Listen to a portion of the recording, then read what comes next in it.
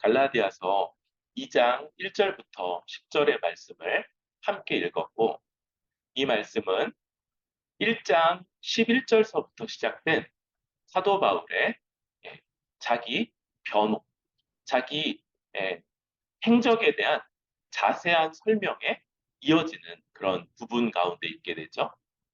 사도 바울이 왜 이런 설명을 굳이 해야 됐었습니까? 갈라디아 교회에 들어온 거짓 선생들, 그들은 자신들도 복음을 전한다. 자신들은 유대에 있는 유력한 사도들의 후원을 받고 그들의 보내심을 받아 전하는 사람들이라고 주장하면서 아닐 거예요. 맞지 않아요? 그럼에도 그렇게 주장하면서 바울은 저 사도들에게 배운 것뿐이고, 그런데 바울은 뭔가가 지금 틀렸고 자신들이 옳다, 이런 것들을 주장하면서 갈라디아 교회를 비옥시켰고, 갈라디아 교회는 어리석게도 여기에 넘어가서 원래 그 갈라디아 교회를 교회되게 했던 바울이 전했던 그 복음을 떠나고 벗어나서 지금 다른 복음, 이상하고 거짓되고 은혜가 아닌 이런 것들을 쫓고 있는 상황이 있는 것이죠. 그래서 바울은 이 굳이 갈라디아 교회를 위해서 뭐 이런 것들 사실 설명할 필요가 없죠. 그냥 징계하면 되는 문제일 수 있는데 다시 한번 돌이키기를 간곡히 바라는 마음으로 그것이 사실이 아니라는 것을 설명해 가고 있었습니다. 먼저 바울은 자신이 회심 때의 일을 이야기했습니다. 자기가 아주 교회를 심하게 박해하면서 이 교회를 무너뜨리려고 했던 그 일화를 이야기하면서, 그런데 담에색 도상에서 예수님이 영광 중에 자신에게 나타난 것, 이것이 자기가 복음을 받은 근원이다라는 걸 이야기했습니다. 지난 시간에 유대 사도들, 베드로, 야고보, 요한과 이 12사도와 사도 바울은 복음을 받은 이 채널이 다르다고 그랬죠. 유대 사도들은 어떻게 받았다고 그랬어요? 예수님이 직접 부르셔서 3년간을 자기 옆에 있게 하시고 같이 먹고 자고 여행하고 가르치신 모든 말씀을 바로 옆에서 들었고요. 또 병 고치고 또 보병이어를 베푸시고 또 귀신을 쫓아내신 모든 것들을 직접 목격하게 하셨으며 십자가 죽음과 부활까지 보게 하셨고, 마지막에 중요하죠. 부활하신 다음에 사도행전 1장을 보면 40일간 아주 집중 교육을 하셨어요. 하나님 나라에 대한 모든 것을 그들에게 가르치셨던 것. 그러면 얼마나 이 아주 이 인텐시브한 그런 집중 교육이었을지 상상이 되십니까? 부활한 예수님이 직접 나타나셔서 이게 다 어떤 의미인지를 하나하나 낱낱이 며칠 동안 40일 동안이나 그들에게 가르치셨던 것. 그리고 성령이 그들에게 오순절날 임하자 비로소 이들은 아주 능력을 가지고 이 가르침 받았던 내용을 전하게 됐던, 이것이 이 12사도였습니다. 그런데 사도 바울은 달랐죠. 이 모든 과정에 사도 바울은 그 곁에 있지 않았고 오히려 유대교에 속한 교회의 대적자요, 박해자로 있었어요. 그는 오히려 교회를 멸하려고 했죠. 우리 1장에서 하나님의 교회를 심히 박해하고 멸하려 했다 이렇게 말하는 것들을 보죠. 왜 그랬습니까? 회심하기 전에 사울의 눈에는 하나님이 나무에 달린 자마다 하나님께 저주를 받아 죽은 자잖아요. 교회는 저 못된 것들은 하나님이 저주하신 자를 하나님이 메시아라고 말하는 지극히 불경스러운 그런 일들을 행하는 자들이었다. 그래서 하나님을 향한 열심으로 저 하나님이 저주한 자를 그리스도 메시아라고 부르는 저들을 어떻게든 없애고 돌이키게 만드는 것, 그걸 사명으로 여기고 예루살렘이나 유대 근교에서는 지금 남아나질 않았죠. 그리고 거기를 정리하자 저 멀리 다메섹까지 가서 거기 있는 사람들도 잡아오려고 공문을 받아가지고 가던 일이었어요. 그런데 그 길에서 누구를 만납니까? 자기가 분명히 하나님께 저주를 받은 자, 그 자라고 여겼던 자가 영광 중에 자기 눈앞에 나타나는.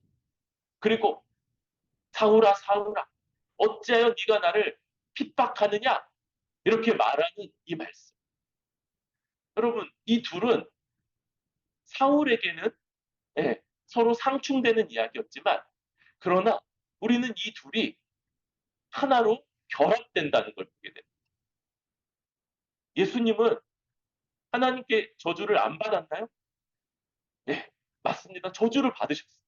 그는 성경이 그렇게 말하는 것처럼 무죄였는데 저주받을 만한 죄 하나님 앞에 지은 죄가 하나도 없으심에도 불구하고 하나님께 저주를 받아 십자가에서 죽으셨어요.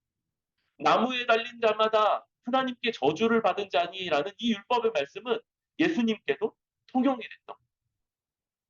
그런데 그럼 우리는 묻게 되죠. 왜? 왜 그는 죄가 없음에도 하나님께 저주를 받으셨는가? 바로 우리 때문에. 하나님을 대적하며 하나님을 하나님의 자리, 왕의 자리에서 끌어내리고 우리가 그 자리에 앉아 살아가는 걸 당연히 여기는 자들. 난 그냥 내 맘대로 살아. 이게 뭘 어때? 이런 방식으로 왕이며 주님이신 하나님을 대적했던 자들. 그런 자가 마땅히 받아야 되는 진노와 저주를 우리 주님이 남김없이 십자가에서 당하시고 죽으셨고 그리고 그렇게까지 하나님 뜻에 순종하신 분을 하나님이 다시 살리시고 높이 올리셔서 영광 중에 만유의 주로 삼으신 것. 이것이 사도 바울이 복음을 받게 된 계기요. 그리고 어떻습니까? 이 서로 다른 방식으로 주어진 이 복음이 완전히 오늘 나오죠. 정확하게 일치했던. 그래서 유대의 사도들이 이방인 사도인 사도 바울을 인정하고 사도 바울은 유대인 사도들에게 인정을 받아 사역했던 이것이 바울이 복음을 받게 된 것이고 여기에는 어떤 사람의 가르침, 관여 이런 것들이 전혀 들어가 있지 않았던 것이지. 사도 바울은 그 직후에 곧바로 아라비아로 갔다가 다시 다메섹으로 돌아가서 사역을 시작했고 그리고 잠깐 동안 예루살렘을 방문했을 때에도 고작 15일밖에는 머물지 않고 베드로와 야고보 사도밖에는 만나지 못했으며 이제 그의 사역을 놓고 이방인 교회의 사역을 놓고 모든 유대 교회들이 하나님께 영광을 돌리며 인정했던 것. 이것이 우리가 봤던 이전의 내용이었습니다. 그런데 바울이 사도들의 권위 아래 있지 않고 유대 사도들의 권위 아래 있지 않고 오직 그를 사도 삼으신 우리 주 예수 그리스도의 권위 아래만 있으며 이면에서는 유대 사도들보다 못한 점이 하나도 없다는 이것을 이야기하고 있는 가운데 2장 1, 2절은 가장 그래 보이지 않는 모습을 지금 보여주고 있어요. 시간이 많이 지났습니다. 14년 후에 바나바, 디도를 데리고 예루살렘으로 다시 올라갔어요. 그래서 이게 언제냐? 사도행전 15장에 예루살렘 공의회라고 말씀하는 분들도 있지만 그러나 그것보다는 사도행전 11장에 나오는 그 유대 교회들을 구제하기 위해 갔던 이 일을로 보는 게 더 적합하겠다 이런 얘기들을 전했었죠. 어쨌든 그렇게 올라갔는데 예루살렘에서 이방 가운데 전파하는 복음을 그들이 누굽니까? 유대 사도들에게 제시했고 더군다나 그걸 어떻게 했냐면 아주 사사롭게 그러니까 공적인 자리에서가 아니라 한 명 한 명 찾아가면서 내가 전한 복음은 이런 겁니다라는 걸 설명하는 일을 했다. 여러분 마치 어떻게 보면 역시 사도 바울이 유대 사도들보다 뭐가 못하는구나. 그러니까 저렇게 한 명 한 명 찾아다니면서 저렇게 쩔쩔매고 자기가 전했던 것을 전하고 또 확인받고 이런 일들을 하지라고 보일 법한 일을 사도 바울이 쓰고 있는. 그런데 왜 그렇게 했다고 말합니까? 22절에 보니까 계시를 따라올라. 그러니까 하나님이 사도 바울에게 그렇게 하라는 계시를 주신 거였어. 그렇게 해야 된다. 그리고 그 목적은 뭡니까?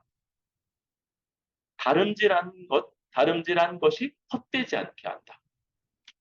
사도 바울이 이방인, 이방인 교회들을 세우고자 거기서 힘써 복음을 전했던 것, 그리고 전하고 있는 것들이 헛되게 되지 않도록 이런 일들을 굳이 했다. 굳이. 이것은 반드시 해야만 하는 어떤 일이 아니었어. 어떤 면에서는 자기가 지금 주장하고 있는 것처럼 예수님이 똑같이 세우신 동등한 사도라는 이런 주장들을 오히려 약화시키거나 반박할 근거가 될 만한 그런 일이었는데, 그런데 바울이 계시에 따라 이런 일을 기꺼이 하고 있다. 그러나 3절부터 이어지는 것처럼 절대 하지 않는 일도 있었어요. 지금 올라갔던 사람 중에 바울 유대인이죠. 바나바 유대인이죠. 그런데 디도는 아니었어요. 디도는 헬라인이었습니다. 그런데 그 헬라인 디도는 할례받도록 하지 않았다.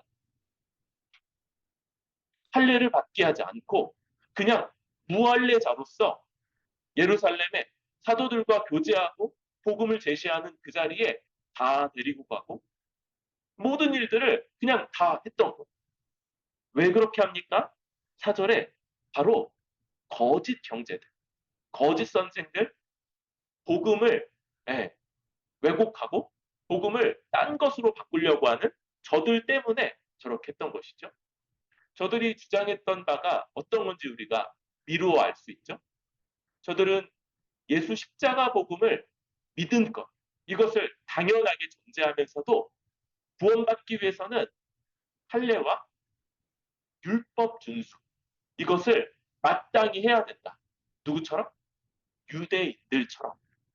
너희가 예수님의 십자가 복음을 듣고 믿는데 그것만으로는 구원받는데 부족하고 우리 유대인처럼 할례 받고 율법을 지키는 것도 있어야지만 그게 유효하다고 그렇게 주장했던 사람들이죠. 아까 말했던 것처럼 예, 자기네들은 예루살렘의 유대 사도들의 예, 후원과 또 보내심을 받아서 온 권위 있는 사람들이다. 이렇게 주장하면서 이런 것들을 가르쳤고 이 가르침에 갈라디아 교회도 빠졌었다고 말씀드렸죠.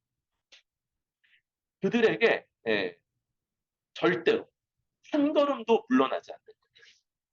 왜냐하면 그렇게 되면 자유를 잃어버리고요. 종이 되는 그런 결과가 나타나기 때문입니다. 그리고 이것은 복음의 진리를 항상 너희 가운데 있게 하려 합니다. 이것은요, 복음의 진리를 지키고자 하는 모든 교회들의 공동의 전선이고 공동의 숙제 같은 것이기 때문에 그러한 것이. 우리 5절까지의 말씀을 우리 조금 더 자세하게 좀 생각해보고 또 적용해보고자 합니다. 여러분, 우리는요, 이 아디아포라, 그러니까 본질적이지 않은 일들, 이런 것들에서 대단히 많이 예, 물러날 줄 알아요. 여러분, 이런 이야기 저는 전에 많이 들었었는데요. 어떤 교회가, 죄송합니다. 두 장로님이 계신데, 두 장로님이 서로 싸우셔서 갈라졌어요. 한 장로님은 피아노를 강당 위에 올려야 된다. 한 장로님은 아니다. 어떻게 피아노 같은 걸 그 위에 올리냐, 내려야 된다. 이렇게 싸워서 기독교회가 갈라지고 이제 10년이 흘렀다고. 그래서 이제 다 이제 감정 같은 것들이 가라앉고 두 분이 우연히 이제 어디서 만났. 그래서 아이고 김 장로, 박 박장로 뭐 그러면서 이제 인사를 하고. 근데 말이야, 자기가 올리자고 했었나? 내가 올리자고 했었나? 그랬다. 그러니까 뭐냐면 그 문제가 정말 복음의 진리에 따라 정말 중요한지 합당한지 핵심적인지 이런 것보다 우리 대부분의 것은요. 자기 취향. 내가 그냥 그렇게 살아온 거. 제가 이 얘기도 했었나요? 저희 이제 아는 목사님이 이렇게 반 개척, 반 청빙을 받으셨어요. 왜냐하면 한 부분의 한 무리의 성도님들이 교회에서 이제 분란이 있어가지고 나오셨고 그 교회 이제 부교육자로 사역했던 제가 아는 목사님을 담임 목사님으로 청빙을 해서 새롭게 이제 개척을 시작한 거예요. 그래서 교회 이름을 바꾸고 또 예배 순서지 이런 것들을 준비해 오셨는데 예배 순서지까지도 폰트까지도 그전 교회랑 똑같다. 이해되십니까? 그러니까 교회라는 건 장로님, 권사님, 안수 집사님 이런 분들이 평생 동안 나에게 익숙한 것들 그게 교회라고 생각합니다. 여러분 그런데 이건 복음이 아닙니다. 이것은 얼마든지 달라질 수 있는 거예요. 우리 이렇게 뒤에 장로님이나 또 집사님이 이렇게 함께 예배드리면서 우리 이렇게 젊은 사람들 예배드리는 거 우리 조금 있으면은 복음 성가도 예배 중에 부르는데 이런 것들 좀 마음에 걸리실 수 있는데 그럼에도 불구하고 또 우리 젊은 세대들도 주 앞에 예배드려야 되는 것들을 좀 고려하면서 저희는 이 두 가지를 좀 다 고려를 했어요. 그래서 젊은 사람들만을 위한다면 찬송가를 예배 중에 넣으면 안 되거든요. 그런데 찬송가를 꼭 부르자 우리가 예배 중. 그러나 또 찬송가는 어쩔 수 없이 우리 젊은 세대들은 마음이 이렇게 거기에 담기지가 않아요. 그런데 복음성가는 다르죠. 막 그건 막 눈물도 흐르고 막 청소년 집회 때 막 앞으로 그거 부르면서 막 눈물 흘렸던 그런 경험이 있는 찬송들이라서 여기에는 더 진심이 담기는데 또 어르신들은 어떻게 공예배 중에 그런 노래를 부를 수 있는가 이런 생각들 할 수 있는데 다, 다 타협할 수 있는 것들이라고 봅니다. 네.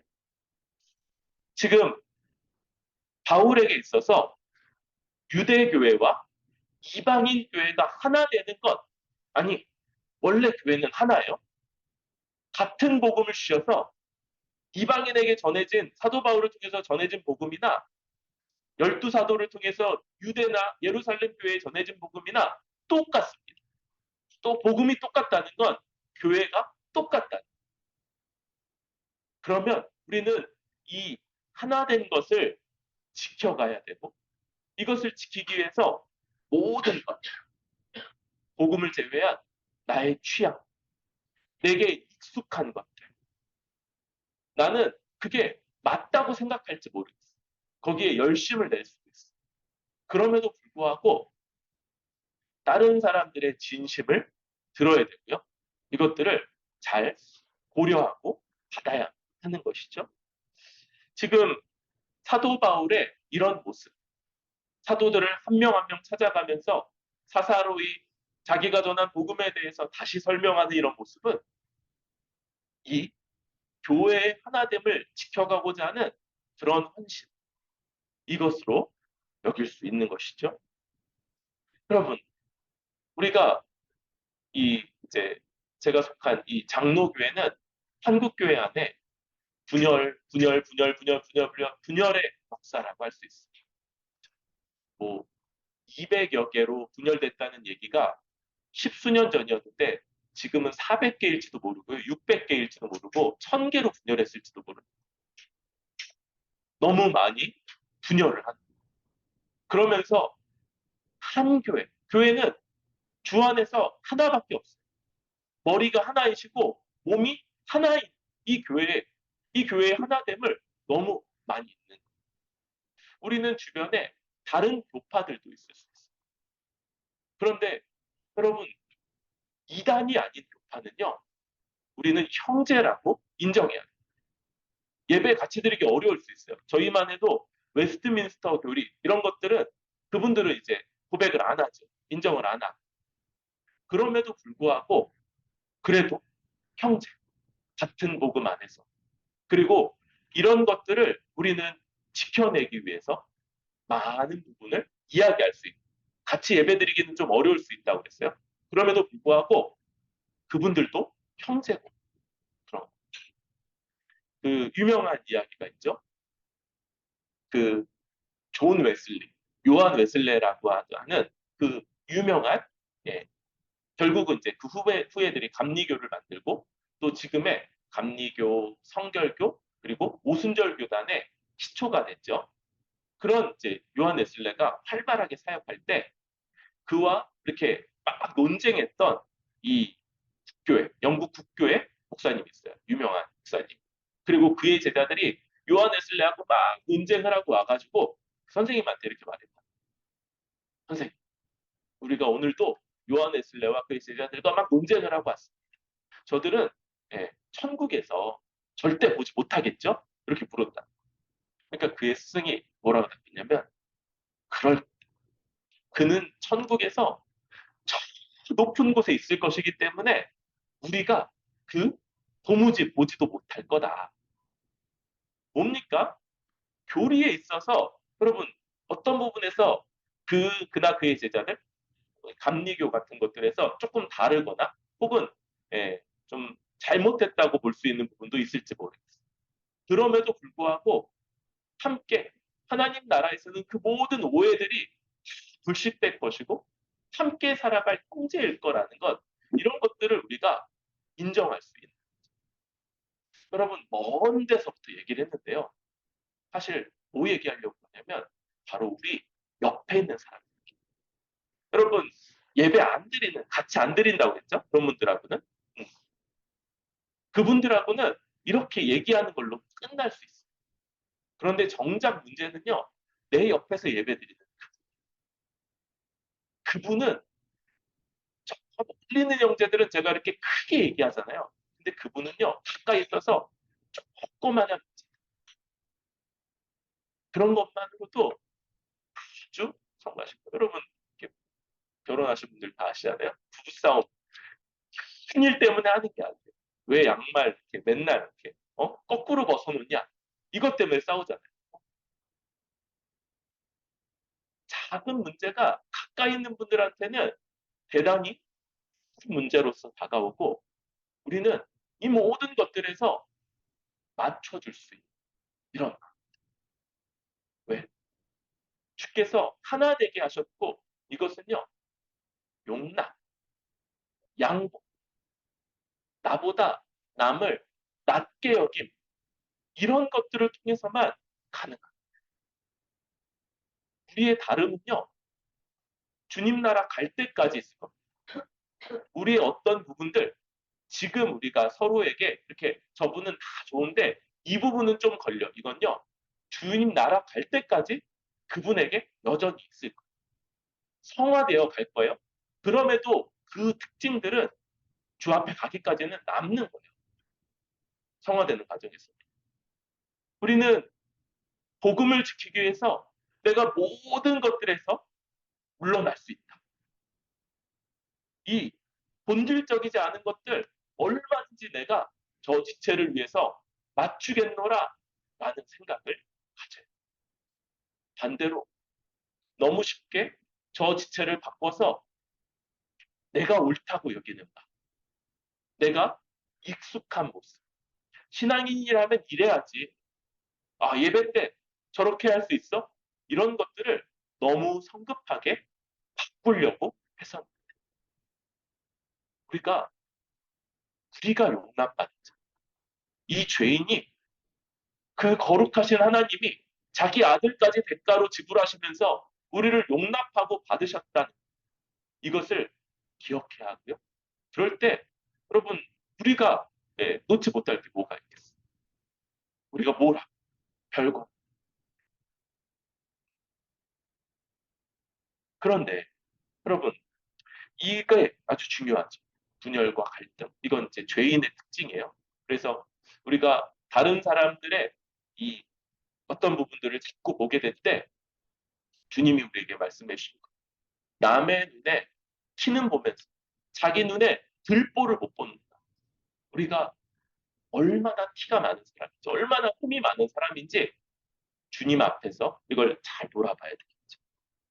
그런데 여러분, 복음에 가게 되면 전혀 다른 양상이 나타납니다. 거기에서는요, 한치도 물러나지 말아야 돼요. 여러분, 그러면 우리는 여기서 우리가 믿는 바 복음이 뭐냐 이 얘기를 해야 돼요. 왜냐하면 다 다를 수 있어요. 복음 그거 예수 믿으면 잘 된다는 거 아니야? 예수 믿으면 천국 간다는 거 아니야? 여러분 맞죠? 그것들 틀린 거네.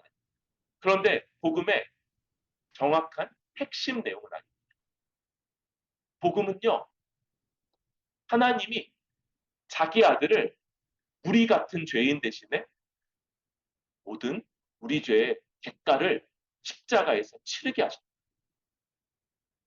그리고 그것을 믿는 자마다 어떤 죄도 남아있지 않다. 하나님 앞에 모든 율법을 순종한 자처럼 의롭다고 인정하신다. 이것이 우리가 믿는 복음이고, 그래서 우리가 믿는 복음을 십자가 복음 혹은 예수 십자가 복음이라고 말하는 겁니다. 십자가가 우리 믿음의 중심에 있어요. 십자가는 뭡니까?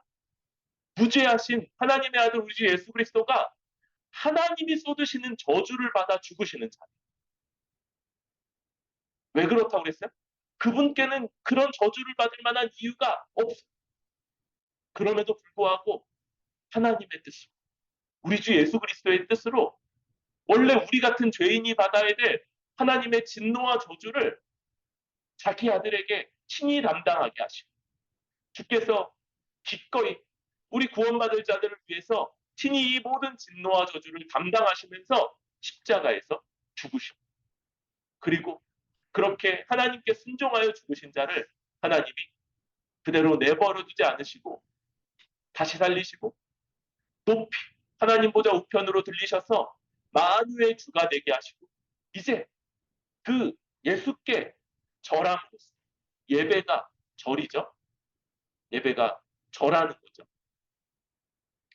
우리 그분께 절함, 그분께 영광 돌리고 그 예수께 모든 영광을 돌림으로써 하나님 아버지께 찬송하게 하셨다. 그래서 우리가 예수교 아닙니까? 예수교. 대한예수교. 우리는 예수님 대단하십니다. 예수님 놀라우십니다. 예수님 모든 영광 받으십시오. 그럼 하나님이 옆에서 질투하시나요? 그게 아니고 그게 하나님께 영광 돌리는 방식이다. 이것이 우리가 믿고 따르는 복음이며 여기에 어떤 것도 더해지지가 않아요. 그런데 여러분, 그 당시에 이 율법주의, 그죠? 율법주의. 이것은요, 율법을 지켜야 된다는 거였죠. 할례도 받아야 된다는 거였죠. 그런데 오늘날 그런 게 없어요. 그죠? 오늘날 우리가 뭐 율법 지킵니까? 그런데 그 당시나 지금이나 면면이 흐르는 복음의 대적이 있어요. 바로 공로주의, 공로주의. 그 당시에는 할례를 받고 율법을 지키는 것으로 자기가 하나님 앞에 뭔가 더 나은 존재가 됐다고 했어요. 그래서 저기 저 율법도 안 지키는 이방 죄인들과 할례 받고 하나님의 율법을 힘써 지키는 우리는 다르다. 이게 저들의 주장이에요. 그리고 제가 여러 번 말씀드렸죠. 이 공로주의가 기독교 2000년 역사를 늘 복음의 대적으로 온갖 형태를 달리하면서 지금까지도 우리의 가장 강력한 대적이고 복음을 왜곡하는 이야기입니다. 여러분, 우리들 다 젊어서 지금은 뭐 별거 없어요. 그런데 한평생을 힘써서 교회를 섬긴 다음에 그리고 나서 자기가 주 앞에 온 시간을 들였고 자기가 많은 재산을 교회에 드렸으며 자기에게 남는 게 그거밖에 없어요. 자기 전평생을 열심히 들여서 교회를 섬겨서 남은 게 그거밖에 없어. 그때 문제라고 했죠. 그때. 그런 때가 됐을 때 내가 주님, 저 헌신도 안 하고 수고도 안 하고 애쓰지도 않았던 저 사람들보다 이렇게 주를 위해 전평생을 들여서 이 교회가 이만큼이나 선 이런 내가 하나님 앞에 기도하니까 더 잘 들어주셔야 되지 않습니까? 이런 생각들이 우리 가운데 들어오는 이 공로주의의 위험이라고 했어요. 여러분, 오늘 회심에서 주 앞에 예수님이 나의 주님이십니다라고 고백한 자와 다른 복음 안에서 전 평생을 그렇게 살아온 자가 정확하게 똑같은 죄인됨을 고백하고 나는 주 앞에 무익한 자입니다. 아무짝에도 쓸모없는 자입니다라고 고백할 때야만 우리가 정말 이 예수 십자가 복음을 단단히 붙잡고 있는 사람이고 그런 자가 주님 앞에서 정말 은혜로 구원받은 자. 그 은혜에 감격해서 전평생을 그렇게 살아왔어. 그리고 그게 주의 몸된 교회를 유익하게 했으며 많은 사람들을 도왔을 거예요. 그럼에도 불구하고 저 진짜 진심으로 나는 주 앞에 무익한 자입니다. 그저 내가 받은 은혜에 비해서 아무것도 내가 한 것은 없습니다라고 고백할 수 있는 것. 이것이 너무 중요하다고 그랬죠. 제가 나중 가서 그렇게 말하기가 쉽지 않아요. 그래서 일찍부터 얘기한다고 그랬죠. 여러분들이 별로 교회에 기여하고 있는 것이 크지 않은 이때부터 제가 계속 얘기한다고 그랬죠. 그래야지 나중에도 왜 갑자기 목사님 이러세요? 이러지 않고 늘 얘기하는 이게 이 우리가 조심해야 되는 이 공로주의의 위험이고 우리의 신앙의 연륜이 쌓이면 쌓일수록 그렇죠? 우리가 주 앞에 헌신하고 수고하고 드린 바가 크면 클수록 더 여기 걸려 넘어지기 쉬운 위험입니다. 우리 이러한 아, 너 훌륭하구나, 대단하구나, 와 어떻게 그렇게 많이 헌신하냐 이런 것들에 예, 내가 좀 그렇지. 여러분 조심. 이런 것들을 조심하고 그때 당장 크게 나는 정말 아무것도 한 게 없습니다. 그냥 주님 받은 은혜가 너무 큰데 내가 한 것들은 너무 사소합니다라고 그 자리에서 곧바로 고백할 수 있게 말로만 하면 안 되죠. 우리 마음으로도 정말 네, 이러기까지. 여러분 그 톨스토이의 소설 중에 단편선 중에 이런 이야기가 있죠. 어떤 성자가 정말 이제 평생을 주 앞에서 거룩하게 살고자 애썼는데 어떤 이제 여인이 유혹을 해왔어. 거기에 넘어질 것 같아.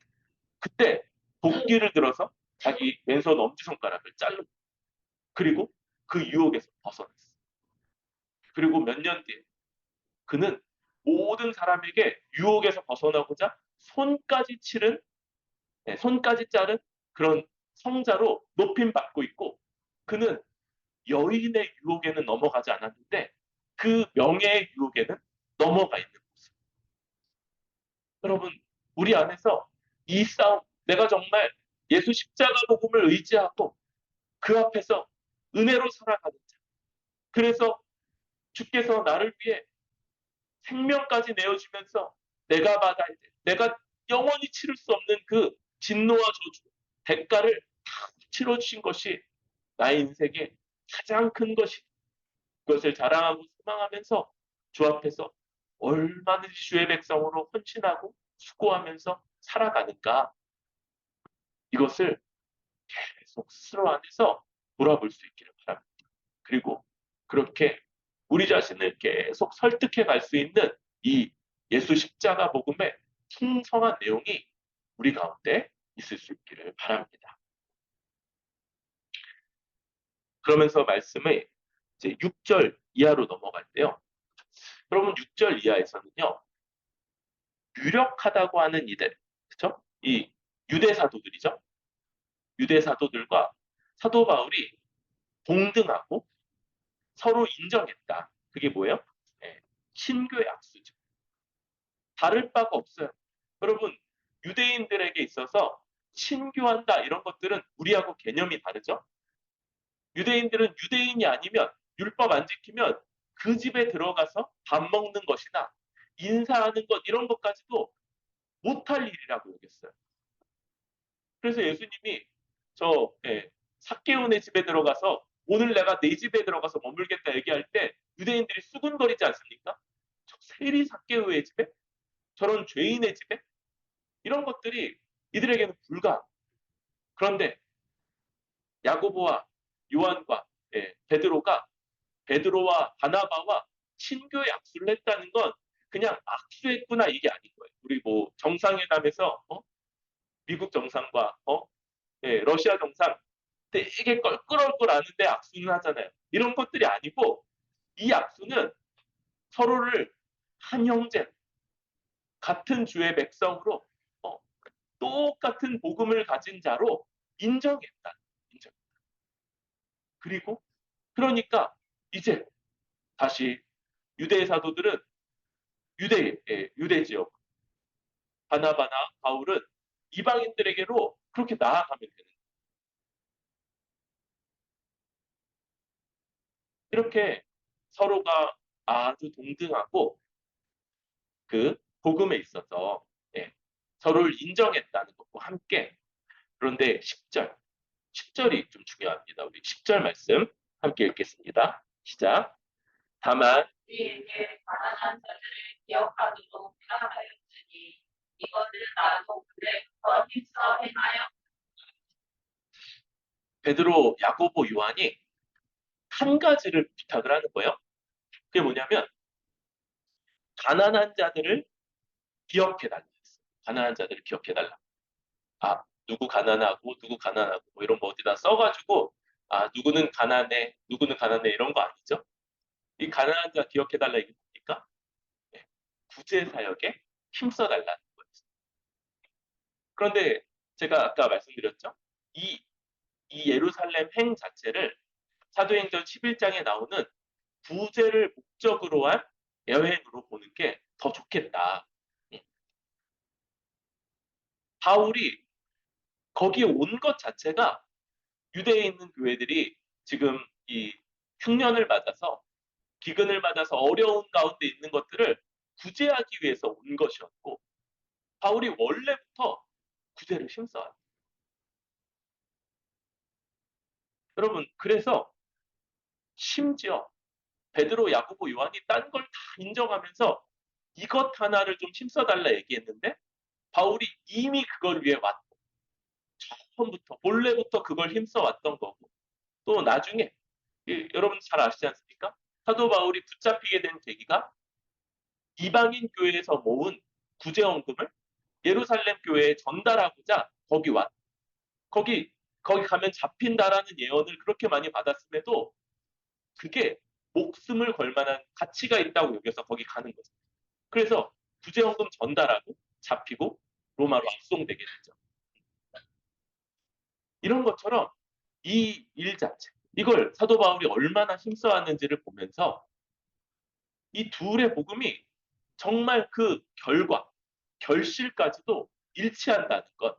이걸 보면서 우리는 정말 완전히 똑같구나. 정말 다를 바가 하나도 없구나. 그리고 너무 놀랍죠. 예수님한테 직접 단어로, 말로, 논리로, 비유로 다 가르침 받았던 저 12사도와 이 영광 중에 그 앞에 나타나신 그 예수님. 그걸 보면서 깨닫게 된 바울의 복음이 완전히 일치한다는 게 너무 놀랍고 또 감사한 일이고. 그런데 우리는 한 가지 더 나아가서 복음이 그렇게 일치하는 복음이라면 열두 유대 사도들이 강조했던 나, 바울 사도가 강조했던 나, 그리고 초대교회가 오순절 성령 강림으로 첫날, 그죠? 3천 명이 회심하면서 만들어진 교회가 첫날부터 보였던 모습. 뭡니까? 바로 예, 믿는 사람들이 다 함께 있어 모든 물건을 서로 통용하고 또 재산과 소유를 팔아 각 사람의 필요를 따라 나누죠. 여러분, 이제 의도한 것이 아닌데도 우리 지난주 이번 주 금요 강좌 제 8계명과 아주 이렇게 계속 일치되는 그런 말씀이죠. 예, 구제 사역에 대한 그런 내용. 여러분, 복음은요, 필연적 복음을 믿는 자들에게 가난한 자들을 돌보게끔 하는 그런 복음이다. 이게 복음. 저는 유대 사도들의 복음을 따라. 저는 사도 바울의 복음을 따라.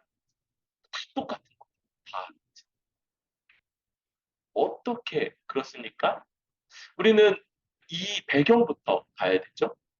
그러면 원래 하나님이 이 땅에 에덴 동산이라는 이 복된 하나님 나라를 허락하셨을 때 아담과 여자는 부족한 것이 없었어요. 그들은 일해야 됐어요. 그죠? 그래서 에덴 동산을 경작하고 또 동물들의 이름도 짓고 그렇게 살아야 됐지만 먹고 살기 위한 것이 아니었어요. 이것은 먹고 사는 건 하나님이 넘치도록 열리게 하신 그 동산 열매들을 먹었고 이것은 먹고 살기 위해 하는 일이 아니었고 하나님이 맡기시는 대리 통치자로서의 아주 영광스러운 사명이었죠. 그런데 범죄하고 그 에덴 동산에서 추방되면서부터 땀을 흘려야 먹게 됩니다. 그리고 땅이 저주를 받아서 예전만큼 예전에는 어차피 먹고 살기 위해 하지도 않았지만 이제는 엉겅 피를 내고 어, 떨기나무를 내고 정작 우리가 먹고 살 수 있는 이건 넘치지 너무 많이 나자. 그리고 나서부터 어떤 일이 벌어집니까? 부족한 재화를 누가 더 많이 가질 것이냐라는 싸움이 이 땅에 이제 펼쳐지게 된 것이죠. 이런 싸움들 속에 그래서 다른 사람들을 빼앗고 그래서 내가 더 많이 쌓아놓고 그렇게 살아가는 이 세상에서 하나님이 다시 하나님 나라를 회복하신다는 약속을 줄 때 그 그림 언어가 구약의 그림 언어가 이런 거예요. 너희가 이제 가나안 땅에 들어가게 될 텐데 그 땅에는 젖과 꿀이 흐를 것이고 가난한 자가 없을 거다. 이렇게 말씀하세요. 근데 가난한 자가 없습니까? 아니에요. 율법에서 가난한 자가 늘 있을 것을 또한 말씀하시죠. 가난한 자가 없을 거다 말씀하는데 또한 가난한 자들을 돌봐라. 그래서 예, 추수를 하고 난 다음에 떨어진 것들 다시 죽지 말고 또 과일 나무를 털고 나면 그 남은 것들은 과부, 고아, 나그네, 레위인들을 위해서 남겨놔라라는 말씀으로 이렇게 가난한 자들을 돌보십니다. 결국 구약의 마지막에 유대인들이 너희가 율법을 범했구나라고 너희는 이제 언약 백성으로서의 지위를 잃어버린다라는 선언을 받을 때 하나님이 말씀하신 게 두 가지. 너희가 나와 함께 우상을 섬겼구나. 그리고 너네가 율법을 따라 돌보도록 돼 있는 저 가나안 자들을 압제했구나. 이게 이스라엘을 향한 최종적인 선고고 그들은 이제 하나님의 선택받은 백성, 선민으로서의 지위를 잃고 바로 우리 교회 몸된 교회가 그 모든 것들을 이어받게 된 것. 이것이 지금 우리인 것이죠. 그리고 초대교회가 첫날부터 보인 모습이 그겁니다. 그래서 사도행전 4장 한번 가볼까요? 4장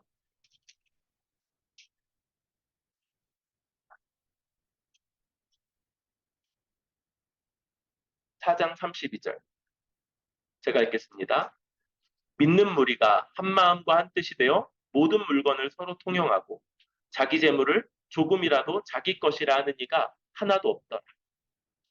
34절부터 그 중에 가난한 사람이 없으니 이는 밭과 집 있는 자는 팔아 그 판값의 값을 가져다가 사도들의 발 앞에 두매 그들이 각 사람의 필요를 따라 나누어 줍니다. 그래서 여러분 이 가난한 자가 없다 그러니까 이스라엘 백성이 모세의 인도하에 여호수아가 이끌고 들어간 그 가나안 땅이 하나님 나라가 아니라 왜요? 그때는 여전히 가난한 자들이 있었어요. 그런데 이 땅에 교회가 서자 훨씬 더 빈곤하죠. 전체적으로는 부족한 가운데서도 가난한 자가 없다. 이게 성취. 그래서 여기 하나님 나라가 임했구나. 이 교회로 모인 자들 가운데 하나님 나라가 임했구나라는 걸 보여주는 모습. 그것이 이렇게 경제적으로도 서로를 돌보고 살피는 모습인 것입니다. 여러분, 이게 아니라고 했어요? 공산주의처럼 강제로 개인의 소유를 빼앗는 것이 아니에요. 우리는 철저하게 하나님이 자기의 소유, 자기가 열심히 일해서 얻은 소산을 자기가 쓸 수 있도록 이 사유재산을 얼마든지 보장하시고 그것을 쓰도록 하신다. 그런데 놀랍게도 복음에 따라 구원받고 변화된 백성은 그것을 자기만을 위해서 사용하는 저 죄인들과 달리 자기와 함께 모인 자들을 위해서 돌보고 섬기는 일에 이것을 기꺼이 내주는 모습. 이것이 주 예수 그리스도의 은혜 앞에서 자신이 은혜로 살아가는 자임을 고백하는 자들이 마땅히 나타내는 모습이요. 우리 교회가 처음 개척하면서부터 늘 가져왔던 그 모습. 어디까지 가게 될지 모르겠어요. 그럼에도 불구하고 여러분 자기 한 명, 자기 자신을 돌보기에 힘든 이 가운데서도 다른 지체들을, 다른 가난한 자들을 돌봐야 된다는 거죠. 여러분 우리 이렇게 개척교회인데 그래도 우리도 다른 개척교회를 두 교회나 섬기고 있지 않습니까? 이런 것들이 우리 교회로서 우리의 고백이고 또 우리 안에서 서로를 향해서 우리가 가져야 되는 고백인 것이죠. 가난한 자가 없다. 그리고 본래부터 힘써왔던 모습. 이것이 복음이 우리에게, 우리 모두에게 필연적으로 나타내는 모습이라는 것을 우리가 잘 고백할 수 있기를 바랍니다. 오늘 우리 2장 1절부터 10절을 보면서 우리는 복음에 따라 우리가 이런 세 가지의 모습들을 보게 됩니다. 하나는 모든 것에서 물러날 준비. 모든 것에서 나에게 익숙하고 나에게 당연하다 여기는 것을 기꺼이 내어놓을 수 있는 그런 자세. 그러나 복음의 본질, 예수 십자가 복음과 이 예수님이 나 대신에 저주받으신 그 십자가로 내가 충분하다는 이것을 훼손하는 데 있어서는 싸움 따게 됩니다. 이것과 관련된 문제에 있어서는 단단히 서서 뭐라고? 다시 얘기해 볼래? 다시 한번 얘기해 볼래? 거기서는 절대로 물러나지 않아요. 그리고 이 복음을 굳게 지킨 자로서 어려운 자들을 내어 것을 내어주어 섬기는 데까지 이렇게 살아가는 이 모습, 이것이 복음을 분명하게 갖고 지키고 있는 자로서 우리 가운데 드러나는 그런 뿌리 깊은 교회이기를 소망합니다.